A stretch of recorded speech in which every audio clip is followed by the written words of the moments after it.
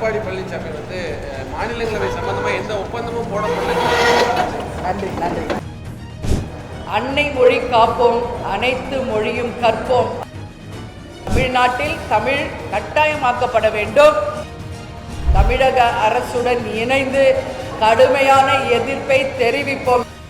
இன்னைக்கு பெண்கள் பாதுகாப்பு எப்படி இருக்குன்னு நீங்கள் கேட்குறீங்க. உங்கள் எல்லாருக்கும் தெரிந்த ஒரு விஷயம்தான். நிச்சயமாக இன்னைக்கு மகளிர் தினத்தை நாம் கொண்டாடி கொண்டிருந்தாலும் தமிழகம் முழுவதும் பாலியல் வன்கொடுமைகள், அது மட்டும் இல்லாமல் பெண்களுக்கு நிச்சயமாக ஒரு பாதுகாப்பு இல்லாத ஒரு சட்டம் ஒழுங்கு பிரச்சனை இருக்குது என்பது யாரும் மறுக்க முடியாது.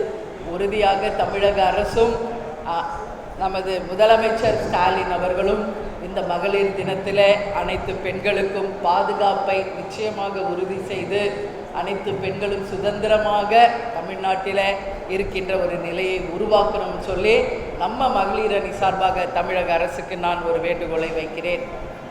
அதே மாதிரி மும்மொழி கொள்கை நீங்கள் எல்லாரும் பார்த்தீங்க. தேசிய முற்போக்கு திராவிட கழகத்தின் சார்பாக அனைத்து கட்சி கூட்டத்தில் தேசிய முற்போக்கு திராவிட கழகமும் பங்கேற்றது. எங்களது அவைத்தலைவர் டாக்டர் இளங்கோவனும் துணை செயலாளர் பார்த்தசாரதி அவர்களும் சென்று அனைத்து கட்சி கூட்டத்தில் பங்கேற்றார்கள். அன்றைக்கே அந்த மும்மொழி கொள்கையை பற்றி விவாதம் நடந்தது.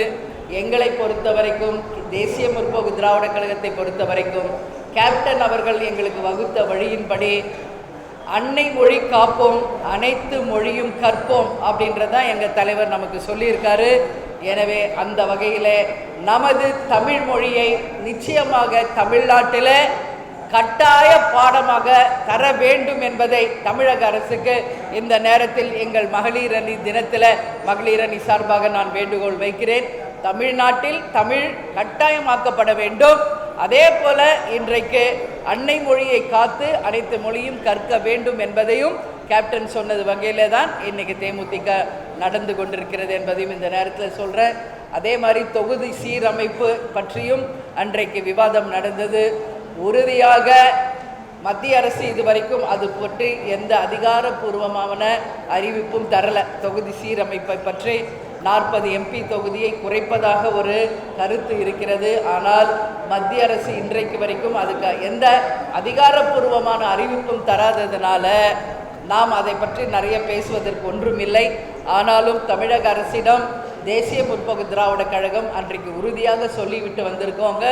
என்னென்னா, தமிழ்நாட்டில் நிச்சயமாக தொகுதிகளை குறைக்கின்ற இடத்துல மத்திய அரசு செயல்பட்டால் தமிழக அரசுடன் இணைந்து தேசிய முற்போக்கு திராவிட கழகமும் கடுமையான எதிர்ப்பை தெரிவிப்போம் என்பதை அன்றைக்கு உறுதியாக அனைத்து கட்சி கூட்டத்தில் நாம் சொல்லியிருக்காங்க.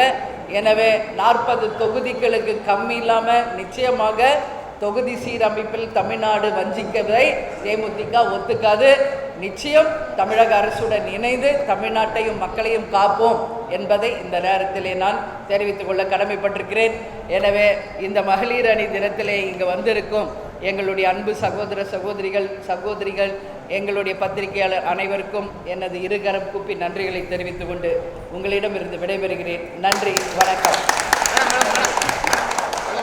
அதிமுக பொதுச்செயலாளர் எடப்பாடி பழனிசாமி மாநிலங்களவை சம்பந்தமாக எந்த ஒப்பந்தமும் போடப்படல. நன்றி நன்றி. இதுபோன்ற செய்திகளை மேலும் தெரிந்து கொள்ள எங்களது யூடியூப், ஃபேஸ்புக் மற்றும் ட்விட்டர் ஆப்களை சப்ஸ்கிரைப் செய்யவும்.